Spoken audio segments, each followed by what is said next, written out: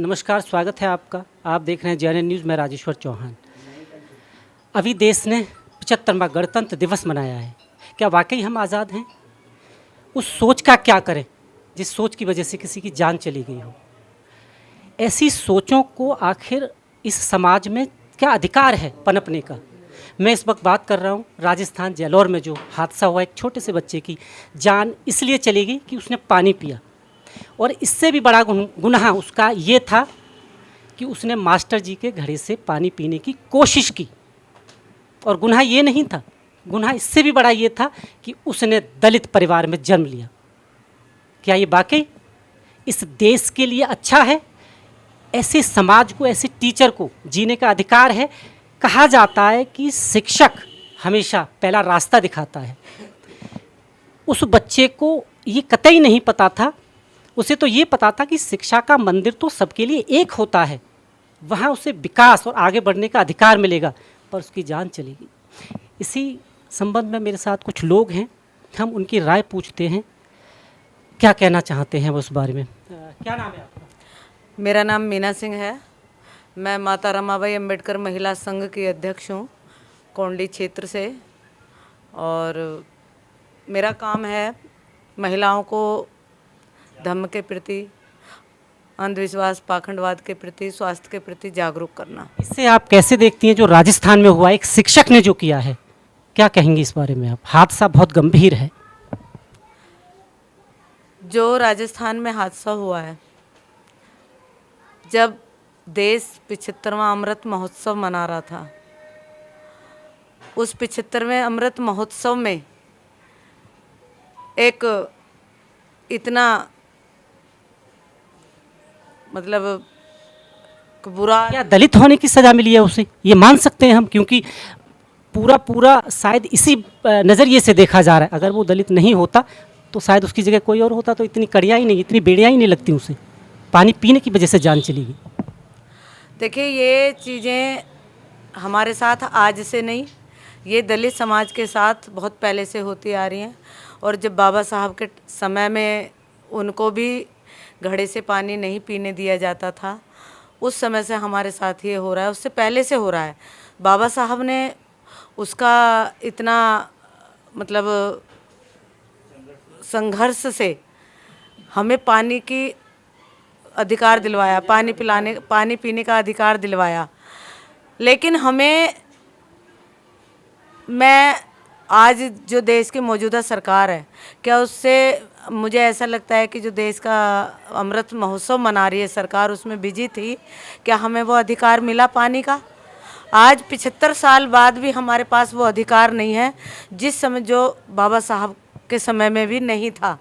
उससे हमें ये पता चलता है कि 75 साल भी आज हम वहीं खड़े हैं। तो हमारी जो सरकारें हैं आज के मौजूदा समय में, उन्हें इस बारे में सोचना चाहिए, देखना चाहिए कि भाई इस समाज के साथ ही ऐसा क्यों?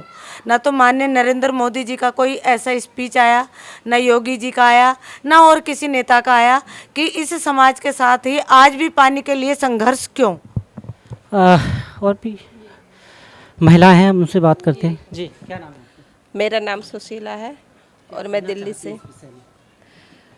इस विषय में मैं यही कहूँगी कि हमें सबसे पहले तो हमें अपने लिए जागरूक होना चाहिए कि हमें अधिकार मिले हैं और कौन से मिले हैं। और हमारी ये ड्यूटी बनती है विशेषकर महिला की कि हम अपने बच्चों को शुरू से ये सिखाएं कि हमारे साथ ये हुआ था और ये हो भी सकता है, और हम उसे हो सकता है तो उससे हमारे का बचाव कैसे करना है। आपको लगता है कि जो थोड़े से डिवाइड हैं दलित, कहीं ना कहीं उसका फ़ायदा जो बाकी जो लोग हैं ताकत पर, वो उठा ले जाते हैं, और शायद उसी का एक परिणाम है? देखो, ये तो शुरू से ही रहा, पहले अंग्रेजों के ज़माने में भी ये रहा, उनकी भी ये नीति रही कि फूट डालो और शासन करो, और शुरू से ही रहा। और उस चीज़ को आज भी हम नहीं समझ रहे, तो हम कब समझेंगे? जब हम शिक्षित होने लगे। लेकिन शिक्षित भी हम सिर्फ इतने हो रहे कि हमने किताबी ज्ञान लिया, 10th की एग्ज़ाम क्लियर कर लिया, 12th का कर लिया, BA कर लिए, MA कर लिया, और अपनी जॉब के लिए एग्ज़ाम क्लियर कर लिया, लेकिन हम बाबा साहब को कभी नहीं पढ़ते। पर मेरा ये मानना है, इस समाज में भी आपके बहुत अच्छे लोग हैं, पर उनकी सुनते नहीं लोग। एक अपनी दिशा और दशा अलग बना लेते हैं, ऐसा भी है क्या? दिशा और दशा अलग बना लिए तभी तो हमारे साथ ये सब हो रहा है। इसी कड़ी में और लोग हैं, मैं आपकी बात कराता हूँ। इसी कड़ी में मेरे पास एक और सज्जन हैं मेरे साथ और जानते हैं उनकी राय क्या है इसी बारे में। आप क्या कहना चाहते हैं? राजस्थान का हादसा बहुत बड़ा हादसा है, छोटा बच्चा था, उसका जो भविष्य था वो पंख पसारे उसका इंतज़ार कर रहा था, वो उड़ना चाहता था पर उड़ने से पहले ही समाप्त हो गई लीला। क्या कहेंगे?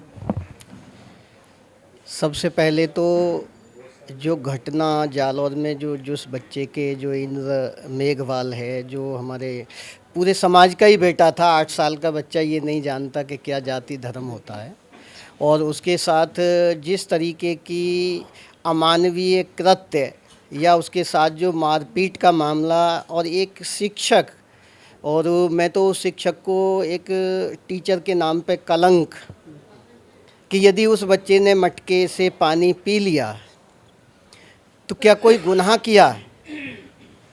तो मैं उस टीचर की जितनी भी भर्त्सना हो सकती है, निंदा हो सकती है, और मैं तो चाहूँगा कि ऐसे टीचर को रहने का कोई हक नहीं है। और इसकी भी कोई गारंटी नहीं कि उस टीचर ने कभी किसी दलित के हाथ का पानी या खाना नहीं खाया हो, क्योंकि बाहर तो वो भी जाता होगा।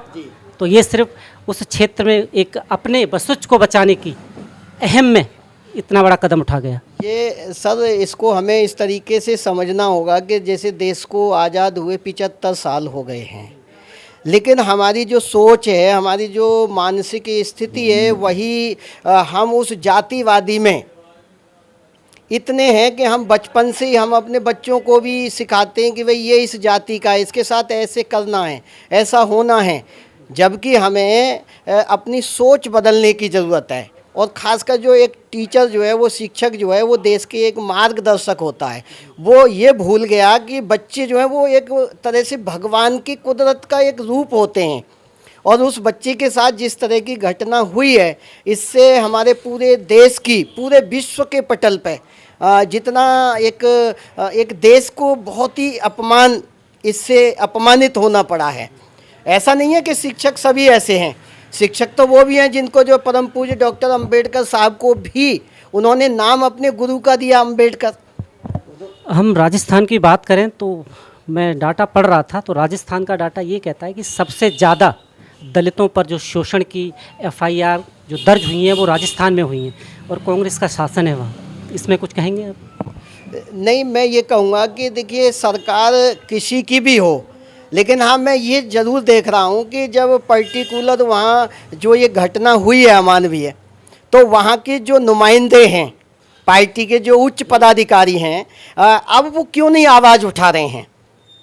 उनको आवाज़ उठानी चाहिए। यदि वही कांड यदि हाथरस में होता है तो वही लोग एक बड़े लेवल पे उस बात को मुद्दा उठा रहे हैं, तो उन्हें हाथरस में जैसे हुआ था, जो हाथरस में कांड हुआ, तो अब जब वहाँ हुआ है जिनकी सरकार है, तो उनको बड़े लेवल पे वो एक मानवीय चीज़ दिखाए ना कि भाई ये गलत आपको नहीं लगता ये सब देखकर आपको नहीं लगता कि कहीं ना कहीं राजनीति चमकाने के अलावा इन्हें दुख दर्द गरीबों से कोई लेना देना नहीं? पार्टी कोई भी हो, राजनेता कोई भी हो, इन सब को देख के तो ये लगता है कि एक जगह जब इन्हें लगता है कि वहाँ राजनीति चमक सकती है, बात कर रहा हूँ यूपी हाथरस की में, और जब इन्हें लगता है कि यहाँ भी इलेक्शन कुछ आसपास नहीं है तो शांत हैं।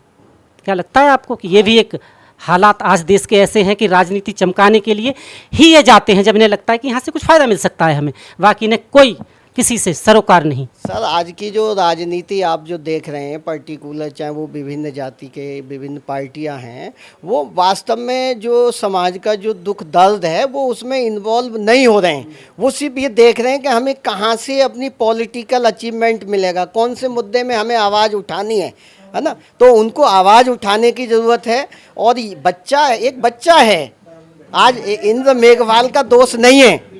क्या मैं ये पूछ रहा हूँ, ये पूरे देश में जब कोई बच्चा पैदा होता है तो क्या वो पर्टिकुलर ऊपर से लिखा होता है कि ये ब्राह्मण या किसी क्षत्रिय के घर में पैदा होगा?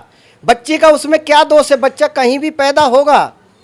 लेकिन ये हमारी सोच जो है, और जहाँ तक राजस्थान की बात है तो राजस्थान का इतिहास कुछ और भी कहता है। यदि हम मुस्लिम शासन में जाएं या और भी जाएं तो इतिहास कुछ और अलग जाता है।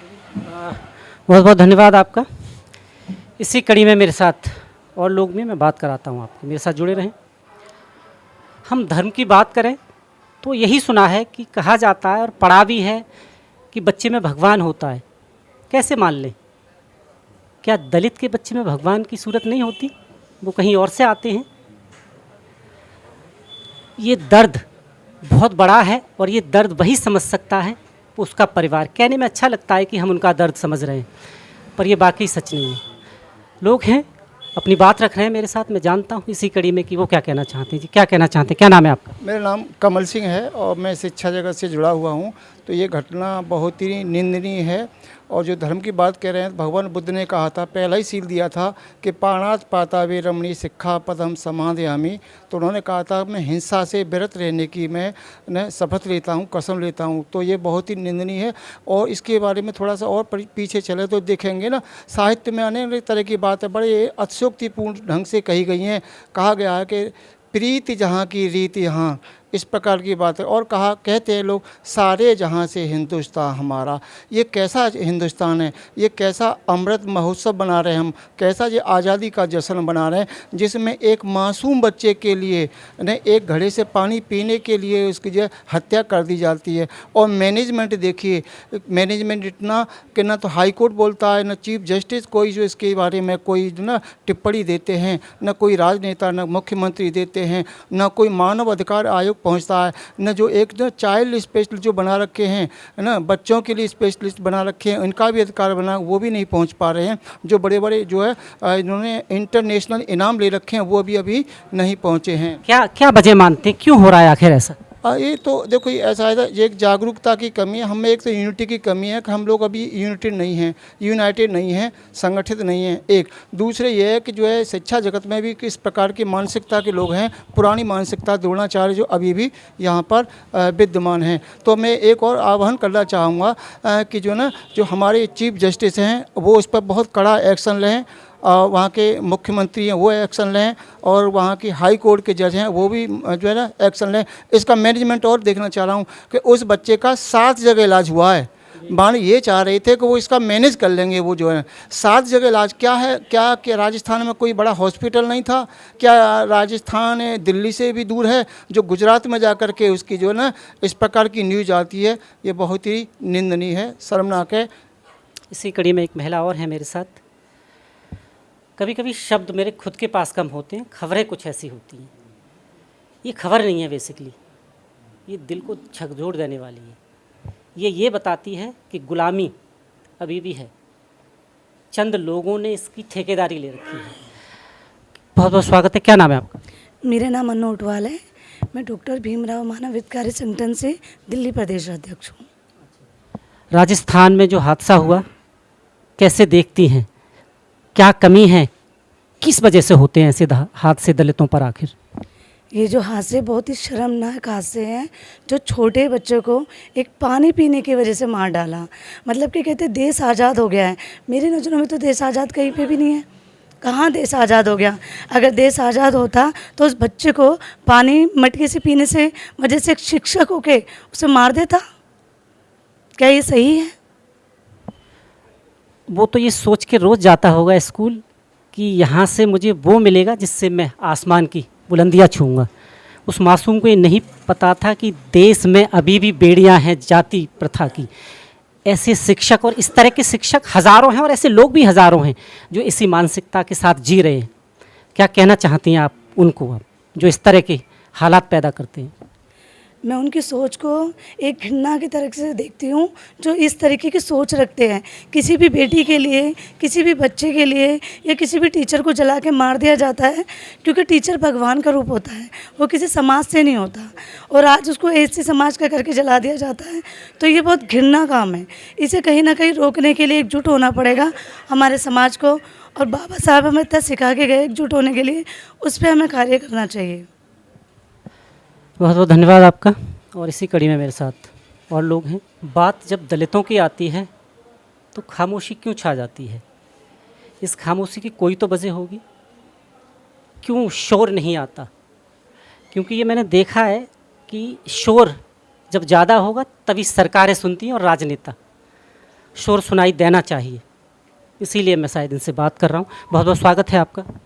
मैं विनोद संगत, डॉक्टर बी.आर. अम्बेडकर मानवाधिकारी संगठन से दिल्ली प्रदेश अध्यक्ष। कैसे देखते हैं राजस्थान की इस बर्बर घटना को?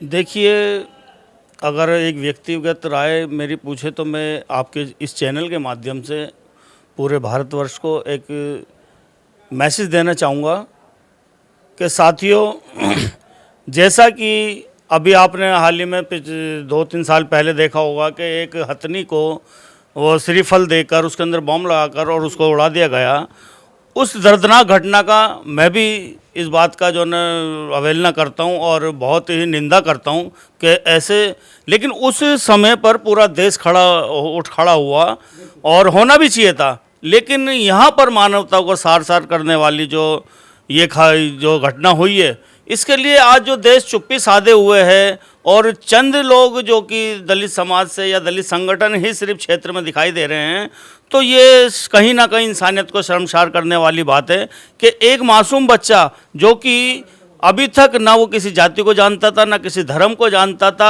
और ना ही उसे ऐसा पता था कि ये जो मेरा शिक्षक है, जो एक प्रधानाचार्य है, ये हमारी सुरक्षा के लिए है, हमें पढ़ाने के लिए है, या हमारे साथ ही जातिवाद करता है, जाति भेदभाव करता है। ऐसा नहीं है कि उसने पहली बार उस टीचर ने उस बच्चे को मारा होगा, पता नहीं कितने दलित बच्चों को उसने इस तरीके से प्रताड़ा होगा, कितनों को उसके साथ जो ना उसने यातनाएं दी होंगी। लेकिन शायद ये घटना ज़्यादा गंभीर हो गई तो शायद वो उजागर में आ गया, क्योंकि मानसिकता का गुलाम वो टीचर था, वो बच्चा नहीं था। एक बच्चा जो कि जैसा कि हमारे बताते हैं भाई, ये भी इतनी जल्दी शायद सामने नहीं आई होती, क्योंकि कुछ सोशल पे आने के बाद और कुछ हादसा बड़ा होने के बाद, उसकी जान गंवाने के बाद ही लोगों को पता लगा है। हो सकता था कि जान बचाई जा सकती थी अगर सही से इलाज मिल पाता। ये भी माना जा रहा है कि सही से इलाज मुहैया नहीं कराया गया। देखिए, इलाज मुहैया करवाया गया या नहीं करवाया गया, लेकिन 20 से 25 दिन उस घटना को हो गए थे। तो इसको देखते हुए ये अंदाज़ा लगाया जा रहा है कि जितना भी उस बच्चे को अफरा तफरी के अंदर लेकर इलाज करवाया गया, तो वो उस बच्चे का इलाज होना नहीं था, वो उस शिक्षक को बचाने का प्रयास हो रहा था कि कहीं ना कहीं इस बच्चे का इलाज हो जाएगा तो इस शिक्षक के ऊपर उंगलियां नहीं उठेगी। क्योंकि मैं पूरी तरीके से समझ सकता हूं कि इस बच्चे को इलाज के लिए जो इधर उधर लेके गए, देखिए 7 अस्पताल चेंज किए गए, जबकि एक छोटी सी बात के लिए जो है बड़े से बड़े ये जो नेता अभिनेता जो भी ये होते हैं, इनको जो है बड़े से बड़े हॉस्पिटलों में दिखाया जाता, दिल्ली एम्स लाया जाता है, दिल्ली एम्स लाया जाता। लेकिन दिल्ली एम्स लाने का मतलब ये था कि इस घटना को पूरे देश में उजागर करना। इसी डर से उस बच्चे को जो ना इलाज अच्छा ना मिलते हुए वो मर गया बच्चा। बहुत बहुत धन्यवाद आपका। और इसी कड़ी में हमारे साथ हैं और लोग, हम बात कराते हैं। ज़िंदगी में गुरु की एक बहुत अहमियत होती है, वो आपको अच्छे और बुरे की पहचान बताते हैं। वो भेदभाव करना नहीं सिखाता, वो समाज को जोड़ने की एक कड़ी होता है, और ये कड़ी टूट गई। उस शिक्षक ने तोड़ दी एक मासूम की जान लेके। इसी कड़ी में मेरे साथ सज्जन हैं, हम बात करते हैं। क्या नाम है आपका? मैं राजवीर सिंह चावरिया, डॉक्टर बी.आर. अम्बेडकर मानवाधिकारी संगठन से वाइस प्रेसिडेंट, दिल्ली प्रदेश। राजस्थान की घटना को कैसे देखते हैं? कहाँ कमी रह जाती है? क्या ऐसा होता है कि दलितों के अत्याचार दिन पर दिन आज़ादी के बाद भी बढ़ रहे हैं, कम होने का नाम नहीं है? जालौर में जो ये बच्चे के साथ 9 साल के बच्चे के साथ एक घटना हुई है, वो बहुत दुखित है। वो टीचर के दिमाग में कोई छोटी मानसिकता थी, उस मानसिकता के कारण उस बच्चे के साथ ऐसा किया गया। आज भी 75 वर्ष हो गए देश आज़ादी के, आज भी ये लोगों में मानसिकता है, गांव देहात में मानसिकता है। ये तो मीडिया के माध्यम से, आप लोगों के माध्यम से ये बात उजागर हो गई है, सोशल मीडिया एक्टिव इस वजह से उजागर हुई है, नहीं तो ये भी बात एक्टिव नहीं होती। उस टीचर ने या उसके घर वालों ने, पुलिस प्रशासन में ऐसा मीडिया ने भी उजागर किया है कि 1-1.5 लाख रुपए दे करके उनको, पीड़ित परिवार को। अच्छा, आप ये कह रहे हैं कि इसे मैनेज करने की पूरी कोशिश की गई? मैनेज पर प्रशासन को, पुलिस प्रशासन को पैसा दे करके दबाने की कोशिश करी गई, केस दबा दिया जाए, गरीब तक के लोग। प्रशासन भी उनके साथ था, आज भी प्रशासन कहीं ना कहीं उनके साथ खड़ा हुआ है। जैसे कि जयपुर में एक घटना होती है, एक व्यक्ति को मार दिया जाता है, सभी को पता है, वहाँ पर जो SC/ST विभाग के तरफ से 9 लाख रुपए जो एक्ट बना दिया गया है, बाबा साहब के तहत बना गया है, जो बुद्धिजीवी लोगों ने बनाया, 9 लाख रुपया दिया जाता है। मगर वहाँ कांग्रेस सरकार है, वहाँ भी उन्होंने 5 लाख रुपए देने की घोषणा करी है। एक तरफ तो वहाँ पर जयपुर में 2 नौकरियाँ और 1 करोड़ रुपये देने का काम करते हैं, मगर यहाँ भी सरकार है दुरापतना करती है। कहीं 2 करोड़ रुपए दे रहे हैं, 1 करोड़ रुपए दे रहे हैं, यहाँ 5 लाख रुपए देने की बात करते हैं। 9 लाख रुपए में जो हम सरकार की तरफ बनता है, जो हमारे एक्ट में बनता है SC/ST में, उसमें से 4 लाख रुपए का कहीं ना कहीं घोटाला करने के चक्कर में अभी तक उस बच्चे को कहीं ना कहीं, जो जैसे कि अभी विनोद सनगत जी ने कहा, ये जो है अब बाल विवाह चिल्ड्रन वेलफेयर एसोसिएशन चला रहे हैं, चिल्ड्रन मंत्री हैं, मानव मंत्री हैं, अभी तक कोई भी वहाँ किसी प्रकार की परतर एक पशु मर जाता है, एक हाथी की हत्या हो जाती है, हम भी उसमें दुखद हैं, मगर अभी तक जो वहाँ पर कोई भी किसी प्रकार का वहाँ पर। एक चीज़ और मुझे बताइए, याद होगा आपको हाथरस की घटना हुई, बड़े बड़े संतरी यंत्री नेता, यहाँ तक कि राहुल और प्रियंका जी फाड़ के रो रहे थे जैसे उनके घर का कोई चला गया हो। और यहाँ तो उनका अपना घर है, सरकार है कांग्रेस की, सर्वे सर्वा हैं, उनके एक इशारे पे बहुत कुछ हो सकता है। ये खामोशी की वजह क्या है? कहीं ना कहीं जब अपने ऊपर बात आती है, ये वोट की राजनीति, कहीं ना कहीं जब अपने बात आती है तो कहीं ना कहीं राजनेता, बीजेपी हो चाहे कांग्रेस हो, एक ही थाली के चट्टे बट्टे हैं। वो कहीं ना कहीं पक्ष में ये सोचते हैं कहीं ना कहीं इस बात को दबा दिया जाए। वोट की राजनीति होती है, क्योंकि जो जनरल समाज का टीचर्स है उसने भी वहाँ से भी उनको वोट मिलने हैं, तो कहीं ना कहीं वोट की राजनीति है। वो सोचते हैं हमारे वोट ना खिसक जाए, तो कहीं ना कहीं अभी भी वो जर्नल लोगों के साथ खड़े हैं। यहाँ पर कहीं भी कि न्याय नहीं मिल रहा। अगर न्याय मिलता तो बच्चे वाले को हॉस्पिटलों में कहीं ना कहीं चक्कर ना काटने पड़ते, सीधा सरकार उसको एम्स लाती, पूरा खर्चा देती, बच्चा बच जाता। उसको 20-25 दिन इधर उधर हॉस्पिटल में, 20 दिन बहुत होता बच्चे बचने के लिए, उसको दिल्ली एम्स लाया जाता और उस बच्चे की जान बचाई जा सकती थी। ये सरकार का दायित्व बनता था। बहुत बहुत धन्यवाद आपका। और इसी कड़ी में मेरे साथ और लोग भी हैं। सबने पढ़ा होगा, गुरु गोविंद दोऊ खड़े काके लागू पाए, बलिहारी गुरु आपने गोविंद दियो बताए। ये गुरु के लिए कहा जाए, और जब गुरु ही संसार कर दे तो क्या कहें, शब्द नहीं है। और इसी कड़ी में मेरे साथ DC कपिल साहब हैं। पहले भी कई बार बात करा चुका हूँ, पर इस वक्त मुद्दा कुछ अलग है, राजस्थान का। उसी बारे में बात करते हैं हम कपिल जी से। कपिल जी, बहुत बहुत स्वागत है आपका। देखिए, आज डॉक्टर BR अम्बेडकर मानव हितकारी संगठन के प्रदेश कार्यालय कोंडली में, कोंडली क्षेत्र के जितने भी अम्बेडकरवादी संगठन हैं और उन संगठनों के जितने भी नेतृत्व करने वाले बुद्धिजीवी साथी हैं, सभी की एक बहुत महत्वपूर्ण मीटिंग यहाँ पर हुई है। और उस मीटिंग में एक महत्वपूर्ण फैसला ये हुआ है कि जो राजस्थान के जालोर में बच्चे के साथ एक घटना हुई जिसमें उसको मौत के घाट उतार दिया गया, उसको लेकर के एक बहुत बड़ा प्रदर्शन यहाँ पर इस क्षेत्र में किया जाएगा।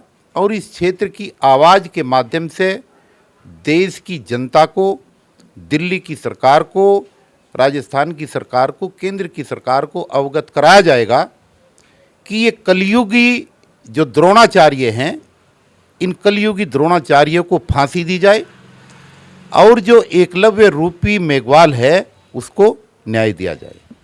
कपिल साहब, एक चीज़ बताइए, आज़ादी के 75 साल बाद भी ऐसी घटनाएं हो रही हैं, कैसे देखते हैं? कहाँ कमी रह जाती है? क्या सरकार अभी भी संवेदनशील नहीं है दलितों को लेकर, या फिर सिर्फ वोटों के लिए यूज कर रही है? देखिए, मेरे घर में मातम और तेरे घर में शादी, मेरे घर में मातम और तेरे घर में शादी, ये कैसी आज़ादी मोदी? ये कैसी आज़ादी? मेरे देश की जनता भूखी है, इसलिए ये आज़ादी झूठी है। देश के अंदर जो 75वां अमृत महोत्सव मनाया जा रहा है, ये सिर्फ गुमराह करने का है। देश की जनता के एक हाथ के अंदर झंडा पकड़ा दिया गया और दूसरे हाथ के अंदर भीख की कटोरा थमा दिया गया। एक हाथ में झंडा टिका दिया गया और दूसरे हाथ में, उसके हाथ में जो थाली में रोटी थी, उस रोटी के ऊपर दाल और सब्जी, गेहूं, आटा, चावल, दूध और दही, सब पे टैक्स लगा दिया गया। जनता का ध्यान उस तरफ ना जाए, इसलिए ये 75वां अमृत महोत्सव मनाया जा रहा है। ये अमृत महोत्सव देश की आज़ादी का कुछ नहीं है। जो चालबाज लोग हैं उन्होंने साम दाम दंड और भेद, छल और कपट, हिंदू और मुसलमान, नफरती आंधी ये फैला करके देश की सत्ता पर काबिज बने रहना चाहते हैं और देश को हिंदू राष्ट्र घोषित करके बाबा साहब के बनाए हुए संविधान को हटा करके मनुस्मृति पर आधारित संविधान लाना चाहते हैं। यही इनका अमृत महोत्सव है। कपिल जी, एक चीज़ और बताइए, कहीं ना कहीं सरकारें या नेता इसका फ़ायदा उठाते हैं। जग जाहिर है कि अगर कहीं डिवाइडेशन है, किसी में अलग अलग फैलाव है, तो वो उसका फ़ायदा उठा लेते हैं। क्या सही समय नहीं आ गया है कि दलितों को अब एकजुट हो जाना चाहिए? क्योंकि जब आपकी संख्या बड़ी होगी, सरकारें तो क्या बड़े बड़े लोग उसी से घबराते हैं। अभी सरकारों के पास उन्हें पता चल जाता है कि इनके आंकड़े बिखरे हुए हैं और उसका वो फ़ायदा उठा जाती हैं। लगता है कभी आपको कि ऐसा है? 1585 की हम बात करते हैं, सच्चाई ये है कि 15% लोग बहुत कम बड़ी संख्या में होते हुए भी 85% के ऊपर भारी पड़ रहे हैं। क्योंकि ये जो 85% है, ये कहने के लिए 85% है, इनमें यूनिटी नहीं है और इनके बिखराव की वजह से वो 15% लोग इन 85% पर भारी पड़ रहे हैं। इसलिए आज पूरे देश को बहुजन कॉन्सेप्ट के आधार पर एकजुट होने की आवश्यकता है।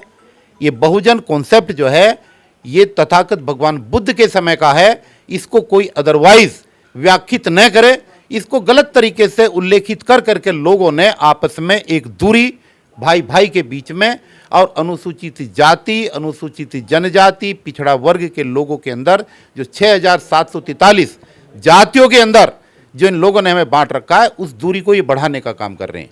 इसलिए आपके इस सम्मानित चैनल के माध्यम से मैं देश की जनता को ये कहना चाहता हूँ कि इस तरीके के द्रोणाचार्य इस देश के अंदर पैदा होते रहेंगे। इसी तरीके से एकलव्यों की मौत होती रहेगी। इसी तरीके से मनीषा जैसी बहन के बलात्कार होते रहेंगे।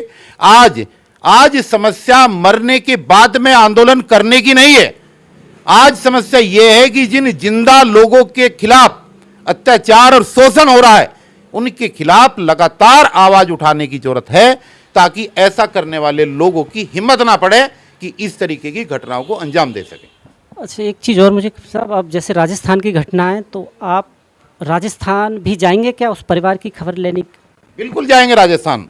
देखिए, यहाँ पर हम कैंडल मार्च करके, यहाँ पर हम शोक संवेदना प्रकट करके अगर उसको इतिश्री करें तो शायद ये राजनीति चमकाने का एक काम होगा। इस घटना को 15 दिन तक ही चलती रही। जो लोग आज उसके परिवार की आर्थिक मदद करने के लिए गाड़ियां लेकर के फोटो खिंचवाने के लिए वहां जा रहे हैं, उनमें से ही किसी सामाजिक संगठन ने इस बच्चे को अगर वहां से लेकर के एम्स में ला करके भर्ती करा दिया होता, तो शायद आज ये पश्चाताप उसके मरने का हम लोगों को न रहा होता। अगर वास्तव में सच्चे दिल से संवेदना व्यक्त करनी है तो इसकी कानूनी लड़ाई मजबूती पक्ष के साथ लड़नी चाहिए, ताकि उस कलयुगी द्रोणाचार्य को फांसी हो सके। अदरवाइज अगर सिर्फ फोटो खिंचवाने तक फोटोशॉप करनी है और अपने संगठनों को चमकाना है, तो वो राजनीति सच्ची श्रद्धांजलि के रूप में नहीं मानी जाएगी। एक राजनीतिक सवाल करना चाहता हूँ कपिल साहब। सवाल ये है कि हाथरस की घटना आपके सामने थी, बड़े बड़े नेता आए, नेता भी ये सोच लेते हैं कि ये मेरा एरिया है, यहाँ मैं बचा लूँ अपने आप को, और दूसरे के एरिया अगर कुछ उन्हें कमियां भी नज़र आती हैं वो उखाड़ के फेंकने की कोशिश करते हैं। यहाँ भी कुछ ऐसा ही हो रहा है, क्योंकि मैंने खुद देखा, आपने देखा, राहुल गांधी से लेके प्रियंका गांधी तक वहाँ गई हुई थी और ऐसे ब्लाप कर रही थी जैसे उनके घर का कोई सदस्य चला गया हो, और यहाँ नदारद हैं। कैसे देखते हैं आप ऐसे? देखिए, निश्चित रूप से उत्तर प्रदेश के अंदर जब मनीषा कांड हुआ तो वहाँ पर भारतीय जनता पार्टी की सरकार थी, केंद्र में भी भाजपा की सरकार थी, प्रदेश में भी भाजपा सरकार थी। तो वहाँ आंसू बहाने के लिए प्रियंका भी गई, वहाँ आंसू बहाने के लिए राहुल गांधी भी गए। आज राजस्थान के अंदर उनकी सरकार है, तो आज उनके आंसू कहाँ चले गए? आज उनकी वो संवेदना कहाँ चली गई जो दलितों के प्रति होती थी? इसका मतलब ये है कि इसके अंदर दलितों को प्रभावित करने के लिए ये सारी राजनीति का पार्ट है कि जहां दूसरे प्रदेश की सरकार होती है वहां पर ये लोग जाते हैं, और जहां अपनी खुद की सरकार। देखिए, घटना के पीछे मैंने वीडियो ये भी देखी है कि उनके परिवार के लोगों को पुलिस द्वारा मारा गया, उनको नियंत्रित करने के लिए उनको पैसे देने की कोशिश की गई। तो क्या इसमें कांग्रेस को, ऐसा हाथरस में हुआ था, वहाँ के डीएम साहब भड़का रहे थे। तो क्या कांग्रेस को वहां पर आवाज नहीं उठानी चाहिए? क्या वहां के उस जगह के थाने को सस्पेंड नहीं करना चाहिए? या स्कूल में जो भी कार्रवाई है, या वहां के बच्चे के लिए, वहां के परिवार के लिए जो एक उचित मुआवजा होता है, वहां पर उस तरीके की चीजें क्यों नहीं हुई जो और जगह होती है? तो निश्चित रूप से ये राजनीति से प्रेरित देश है। और मैं तो ये भी कहूंगा कि जो इस देश के अंदर हो रहा है, ये सारे बीज कांग्रेस के बोए हुए हैं। बहुत बहुत धन्यवाद कपिल जी आपके। हाँ, खबर वाकई गंभीर है, सोचना पड़ेगा दलितों को। अब समय वाकई आ गया है इनकी यूनिटी का, क्योंकि अगर ये यूनिटी नहीं देखने को मिलेगी तो ये अत्याचार ऐसे और बढ़ेंगे। इसका उद्धार भी और इसकी लड़ाई सिर्फ आपके हाथ में है। बहुत बहुत धन्यवाद, नमस्कार।